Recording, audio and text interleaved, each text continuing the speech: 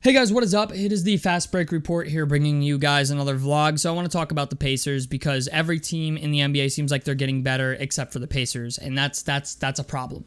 I want to talk about this. A couple people wanted me to talk about playoff seeding and stuff like that, and I'm going to talk about playoff seeding, but not really for other teams. I'm going to talk mostly about the Pacers because the Pacers are in a very interesting spot, and the reason I say that is because I feel like we're officially like the OKC of the Eastern Conference, where we have our guy in Tyrese Halliburton. We have a second guy right now in Pascal Siakam, who just came back for $200 million. Glad to see that the Pacers got that contract done. But the problem is everything else in between is a fucking question mark. That's the problem with the Pacers. Yeah, you have Miles Turner, but he's in a contract year. You have TJ McConnell, who's also in a contract year. Andrew Nembhard's extension eligible. I don't see the Pacers not extending Andrew Nembhard. But the thing is, this upcoming year, there's going to be some decisions that have to be made. We're one team in the NBA that has a bunch of promising young talent, and that's a great spot to be in, but it's also a shitty spot to be in because you don't know who your third guy is going to be. We look around the roster, your point guard slot is Tyrese Halliburton, Andrew Nembhard, and TJ McConnell. Then you go look at your wing/guard position, right? You've got Ben Shepherd, you've got Jarris Walker, you've got Ben Mathurin, you've got Aaron Nesmith, right? That's four guys right there, okay? You got to look through them and say, like, okay, who's going to be our third? Because I'm going to be honest, this entire season's going to ride on who becomes that third guy. Ben Mathurin, Aaron Nesmith, or Jarris Walker. And I know Aaron Nesmith is a guy that everybody's kind of like, he's good, but nobody wants to give him the type of credit that I think he's deserved as far as a guy who could potentially be our third option.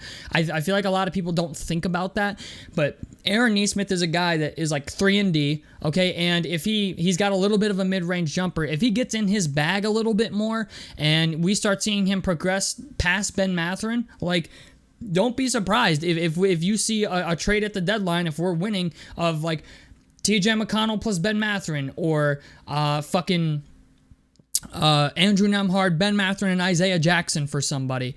Don't be surprised if that happens, because this whole upcoming season is going to be about self-discovery. You have a lot of young talent, and you got to find out who's going to be good at what. They just brought back Obi Toppin as well. Obi Toppin has been great on offense, but shitty on defense. In the playoffs this past year, we got lucky, avoided a lot of the forest from the trees, so to speak. We avoided a lot of the trees. We avoided, Joel Embiid. We avoided Giannis. The Knicks were fucking injury plagued against us. So it's like, even though we made the Eastern Conference Finals, I think Pacers fans need to understand that it was kind of a fluke run. I understand we beat the Bucks in the regular season with Giannis averaging 42 points per game last season. But the thing is, like, our record, like, we need to win games against bad teams. We need to, try to sustain winning against some of these teams. And granted, this team plays better against good teams. I don't know why, and they can't win a single fucking game against teams like the Spurs and the Detroit Pistons or the Charlotte Hornets. But Chicago's tearing it down, so hopefully we should beat them. And they lost DeRozan, so there's no reason we should be losing to Chicago anymore. But it's just the idea. This whole season is about finding out who is going to be on this roster long term. And I feel like that's part of the reason they're running it back. We did need more size. We needed a big in the middle. We did end up picking up James Wiseman, who I think by the time it's all said and done will be ahead of Isaiah Jackson in the rotation. James Wiseman's a guy that I feel like has just had a shitty hand dealt to him and has been in like the wrong situations, or in situations with a bad coach, or being asked to do too much with the Golden State Warriors. With the way I've seen the Pacers bring along guys like Aaron Nesmith and Andrew Nembhard and Obi Toppin, Jalen Smith, with the way that I've seen them bring along young guys who either were like looked over or rejected for whatever reason, they do a great fucking job at developing players. And I think James Wiseman's going to be a guy that develops a lot and very quickly before our eyes. I think James Wiseman's going to be fucking phenomenal for us. But like you're pretty much 3 deep at every position. Ben Shepherd's a guy that his minutes are probably going to go back a little bit this upcoming year, but The Pacers' primary objective this upcoming season is to just find out who's going to be a part of your future and who isn't. We have a lot of young talent, and that's a good thing, but it's also a bad thing because at some point, if you want Ben Mathurin to become the player that we all think he is, you got to take the ball out of somebody's hands. You got to take the ball out of Andrew Nembhard's hands, or you got to take the ball out of Aaron Nesmith's hands, or you got to take the ball out of Miles Turner's hands, or it's not going to happen to Siakam or Hallie because they're the two highest paid guys on the team. That shit's not happening. But when it comes to guys getting minutes, okay, don't be surprised if Ben Mathurin eats up some of Andrew Nembhard's minutes and some of Nesmith's minutes, and Jarris Walker might even get some of Ijak's minutes or the minutes that Jalen Smith had. So there's a lot of soul searching. That's what this team is doing this upcoming season, is soul searching. We know Halliburton's the future. We know Siakam's the future. But Miles Turner, on the other hand, Miles Turner's a guy that, he could say, maybe I want some more bread. And the Pacers could be like, we love you, but we need that money to maybe bring back Andrew Nembhard. Ben Mathurin, I think, is in a contract year. He's extension. Him and Andrew Nembhard, I think, are also extension eligible this upcoming season.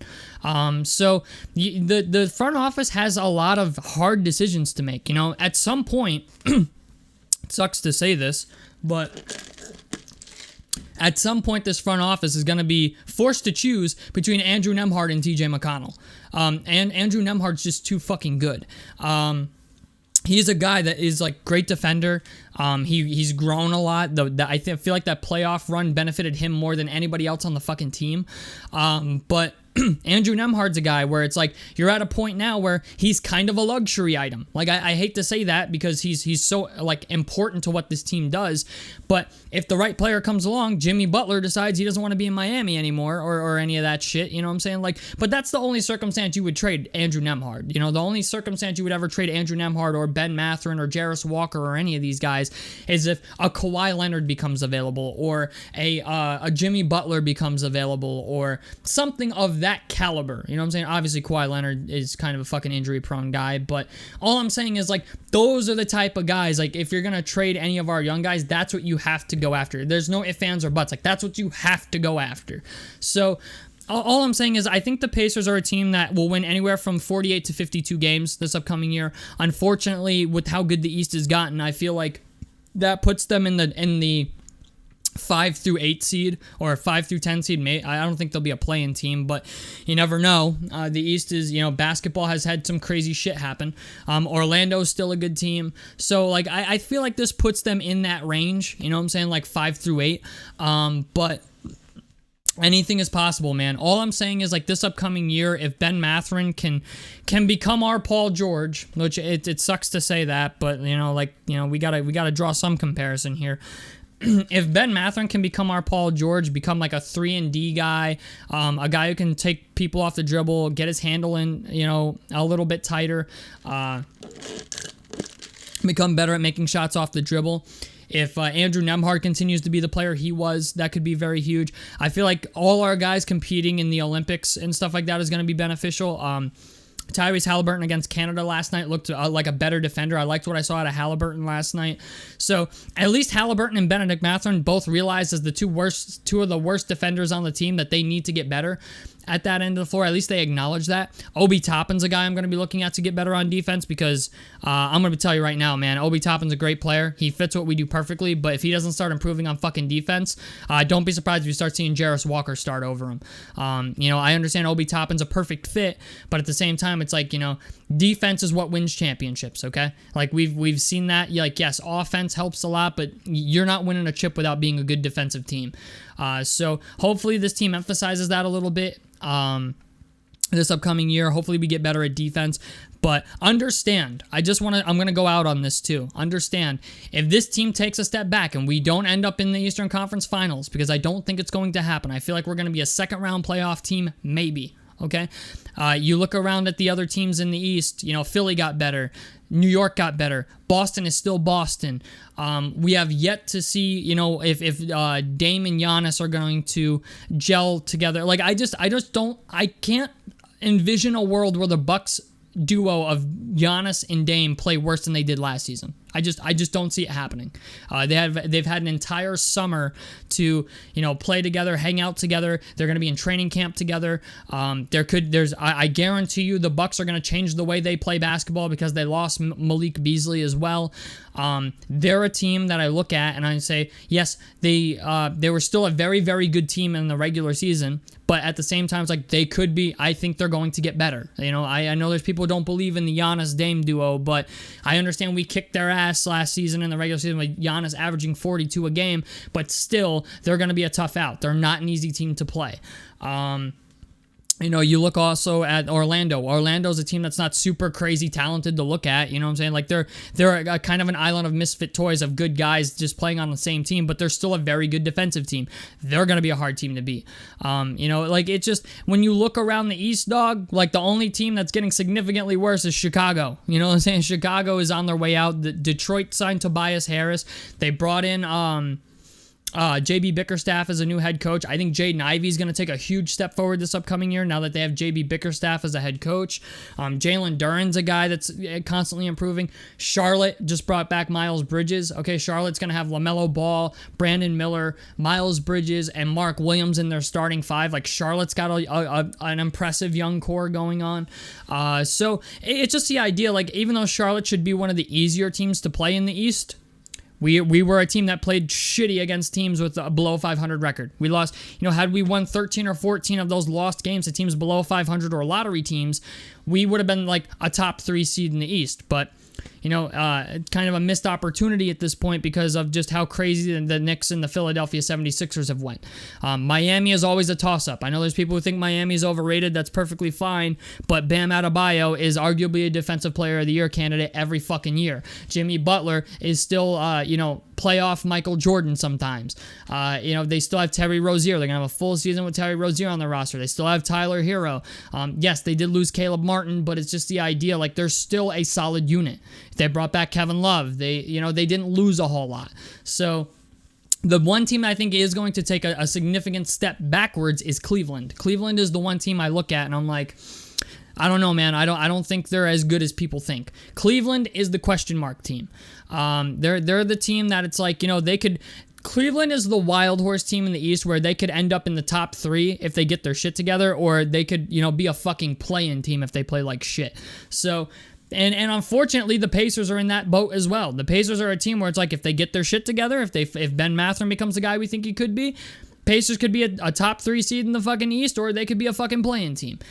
So don't be discouraged. You know what I'm saying? That's what I'm saying. Like, that's why I'm making this video is based on this upcoming season, Pacers are going to do some soul searching, find out what guys are worth keeping, what guys are not worth keeping. Guys are going to become available in the trade market. We're going to see, probably do something at the trade deadline because we can't keep everybody. But it's just the idea, do not be discouraged. Okay, if the Pacers end up being a first round or second round exit team, do not be discouraged. The East is very fucking good. A lot of these teams are way more established than we are. We got our 2 stars, but we're looking for our 3rd guy. And there's gonna be a lot of rotation changes this year too. Like that's something else that you have to consider in the win-loss record is like, they're gonna try starting Jarris Walker. They're gonna try starting Ben Mathurin. They're gonna try starting Aaron Nesmith at that 3 spot. They're gonna probably try a lineup of Halliburton, Nembhard, Nesmith, Siakam, and Turner. Then another night, they're going to try a lineup of Halliburton, Mathurin, Nesmith, Pascal, and Turner, or something like that. Or, maybe, I don't know, maybe they try to start Wiseman and they're not going to bring Miles Turner off the bench, but they might have a couple games where they start Wiseman just to see how he plays with Pascal Siakam. Because like I said, Miles is in a contract year. I know it's kind of hard to think of Miles Turner coming off the bench because he's been the longest tenured Pacer on the fucking team. But you never know. You never know, man. Like, he's in a contract year. The Pacers might say, okay, I just want to see it. I just want to see. And it's not going to be a permanent start either. If James Wiseman starts over Miles Turner at any point in the season, it's going to be because Miles is injured or because the front office is just trying to see something. So I don't know, man. All I know is this entire season is going to be a crazy toss-up. And I do expect the Pacers to take a step back. I know it's going to be an unpopular opinion. I know people aren't going to like me saying that, but that's fine.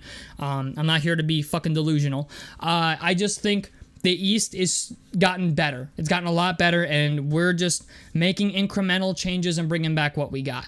At this point, okay, I think it's safe to say the Indiana Pacers are like the Oklahoma City of the Eastern Conference. We got a Halliburton who, on a good year, I think could be an MVP level guy. We brought back Siakam. Now it's a matter of developing our guys, seeing who becomes what, and running with it. You know, like at this point, we're figuring out the blueprint. That's what I'm saying, man. We're figuring out the blueprint. We got Tyrese, got Pascal. Who's our third? That's what this season is about. Who the fuck is our third? Because I'm telling you right now, if by the trade deadline, okay, it's not Nesmith, it's not Walker, it's not Mathurin, okay? If it's none of them, okay, trade's going to be happening. I'm going to tell you right now, trade's going to be happening. I hate to put that type of pressure on a guy like Ben Mathurin, but somebody's going to have to get those shots, boy.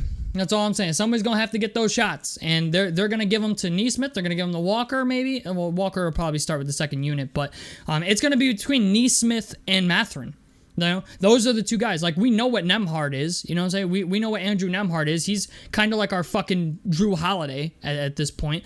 But I don't see. I honestly, I feel like I don't see a world where the Pacers trade Andrew Nembhard at this point unless they get blown away by a fucking trade offer. But when you look at Aaron Nesmith and Ben Mathurin, dog, like, they're teammates, but they're going to be fighting over that wing spot. Like, that small forward position, we need to solidify it. Everybody knows we need to solidify it. And Rick Carlisle, there's going to be a lot of rotation changes at that specific spot. I feel like throughout the entire season, right, Halliburton spot, Miles spot, and Pascal spot are going to be secure. Okay, it's going to be the three spot. I think the 3 spot and the 2 spot are going to be the 2 spots where we do a lot of playing. You know, they're gonna try Nembhard as a starter. Then they're gonna try him as the backup point guard. Then what they'll do is they'll plug Ben Mathurin in at the 2 and Nesmith at the 3, or they'll plug in Nesmith at the 2 and Mathurin at the 3, or Jarris at the 2 and Mathurin at the 3, or you know, like it'll be a fucking clusterfuck. That's all I'm saying. That's what this season's going to be, a clusterfuck. They're gonna. Because after the All-Star break last year, they played Nembhard at the 2, and Nembhard fucking held shit down. So if Nembhard doesn't start the season, like I would, if our starting 5 isn't like to start the season, I feel like our starting 5 is going to be like Halliburton, Nembhard, Nesmith, Siakam, and Turner. I feel like that's the most likely starting 5. And then they'll cycle Ben Mathurin in and out. But that's what this season's going to be about. That's all it's going to be about. And unfortunately, that's not championship level mentality. I hate to say that to you, but yeah, we could make a run, but you know, the Pacers are going to have to figure shit out really, really quick if they want to try to win a championship this upcoming year. I don't think they're going to. I have a feeling that like Philly and Boston are just going to be too good. Milwaukee's a team that could impress. You know, the Knicks are a team that you really got to look out for. So I think honestly, if you're a Pacers fan, do not go into this season with championship aspirations. That's all I'm trying to tell you. If you go into this season with championship not aspirations, championship expectations. Okay, if you go into this season with championship expectations, which there's not a lot of people out there doing that, but there are some. If you're going into this season with championship expectations for the Indiana Pacers, I have a feeling you're going to be very, very disappointed because they're still a very young team. There's a lot of young guys on this roster. Great problem to have. A lot of really, really young, talented guys that need minutes, which is a good problem to have, but also at the same time, it's like somebody's going to get fucked. I'm just letting you know. I'm just going to tell you right now. That's the purpose of this video, is that someone, we don't know who, but someone is going to get fucked by the trade deadline, whether it's Andrew Nembhard, Ben Mathurin, Aaron Nesmith, Obi Toppin, Jarris Walker, okay, TJ McConnell, somebody's going to get fucked. I'm just telling you right now, that's what's going to happen, because you can't like the guard heavy backcourt play, okay, Ben Shepherd, like you have Tyrese Halliburton, TJ McConnell, and Andrew Nembhard, who are all like borderline starter guys. Okay, we know Halliburton's a starter. We know Nembhard's a starter. TJ McConnell's our backup point guard, but could be a starter on a lot of teams in the league. So all I'm saying is be looking out for it. That's all. Tell me what you guys think about this down below in the comment section below. Like helps me out. Subscribe if you guys want to see more on the Fast Break Report. And I'm out of this motherfucker. Peace, guys.